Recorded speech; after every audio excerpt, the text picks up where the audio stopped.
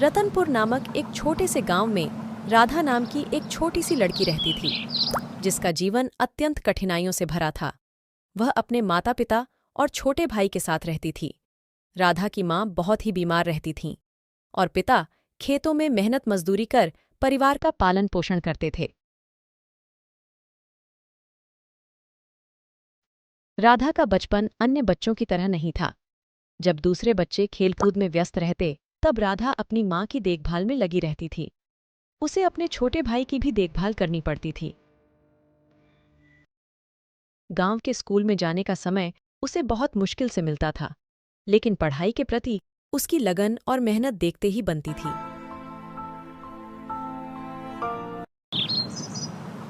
जब राधा किशोरी बनी तो उसकी जिम्मेदारियां और बढ़ गईं। उसके पिता की भी तबीयत खराब रहने लगी और घर की आर्थिक स्थिति को और भी दयनीय हो गई। राधा ने घर की आर्थिक स्थिति को सुधारने के लिए घर घर जाकर काम करना शुरू कर दिया।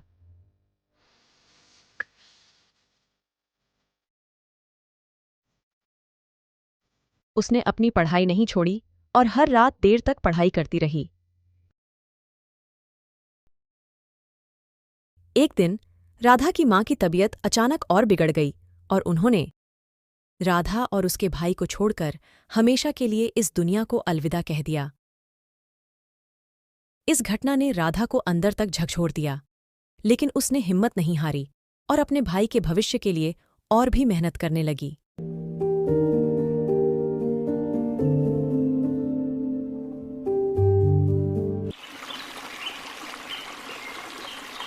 कुछ वर्षों बाद राधा की शादी कर दी गई। उसका पति एक अच्छे स्वभाव का इंसान था, लेकिन उसकी सास बहुत ही कठोर और निर्दयी थी। शादी के बाद राधा को अपने ससुराल में भी अनेक कठिनाइयों का सामना करना पड़ा।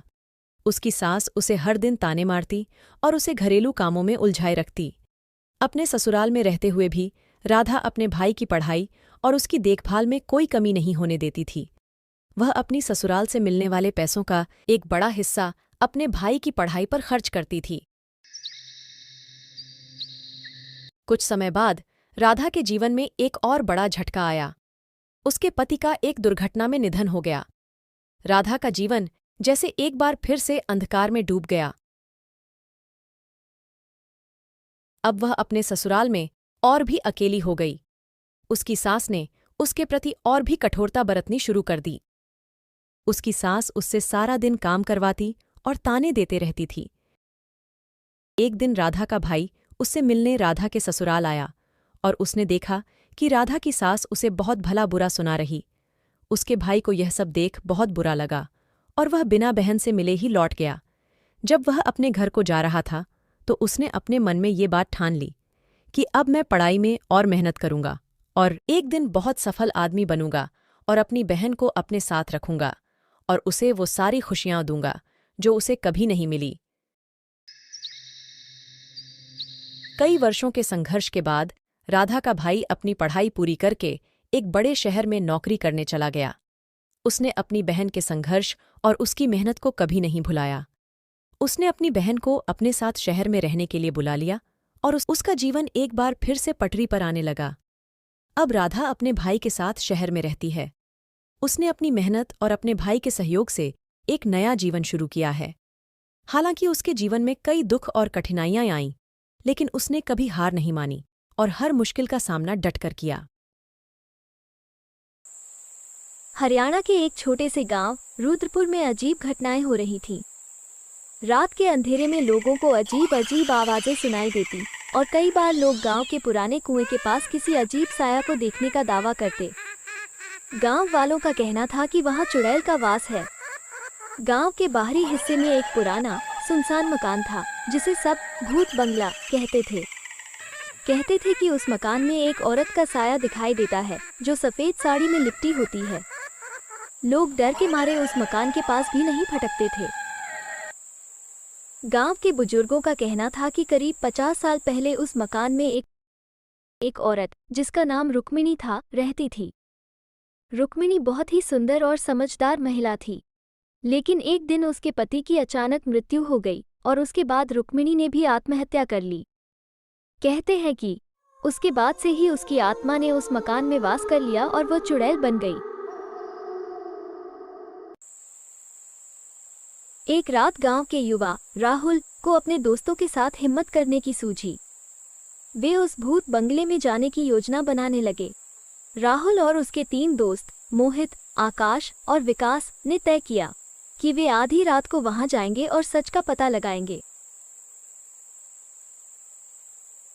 आधी रात को जब सब लोग सो रहे थे, राहुल और उसके दोस्त चुपचाप भूत बंगले की ओर बढ़े। उनके हाथों में टॉर्च थी और दिल में डर। बंगले के पास पहुंचकर उन्होंने देखा कि वहां का माहौल बहुत ही भयानक था। पेड़ पौधों से अजीब अजीब आवाजें आ रही थीं और चारों ओर घना अंधेरा था। वे बंगले के अंदर गए और देखा कि सब कुछ धूल मिट्टी से ढका हुआ था। पुरानी तस्वीरें दीवारों पर लटकी थी और फर्नीचर जर्जर हालत में था। तभी अचानक उन्हें ऊपर की मंजिल से किसी के चलने की आवाज सुनाई दी।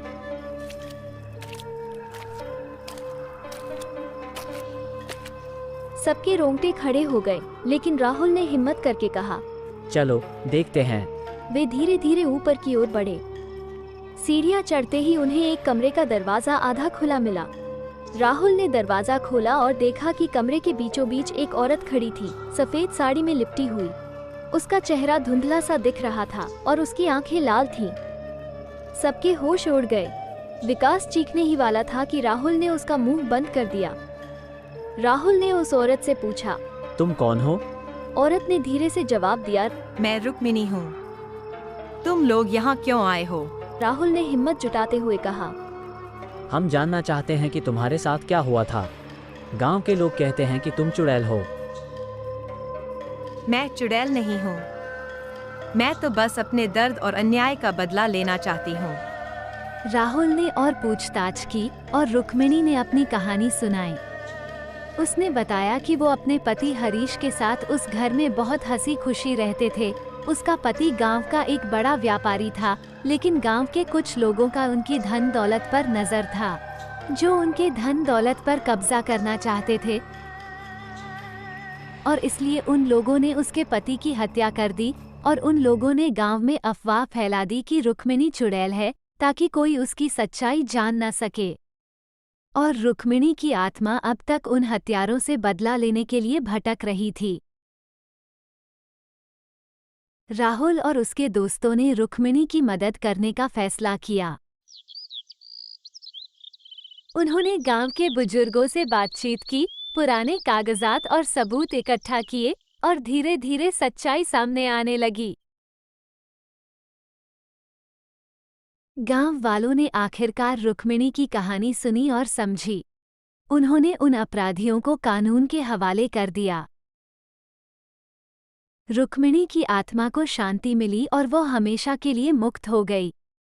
राहुल और उसके दोस्तों ने गांव वालों को यह विश्वास दिलाया कि अंधविश्वास और डर की बजाय सच्चाई की खोज में जुटना जरूरी है। गांव के लोग अब उस मकान को भूत बंगला नहीं कहते, बल्कि उसे रुक्मिणी का घर कहते हैं, जो अब उनकी यादों में बसी हुई है। रुद्रपुर गांव में अब सब कुछ सामान्य हो गया। लोग अब डरते नहीं थे।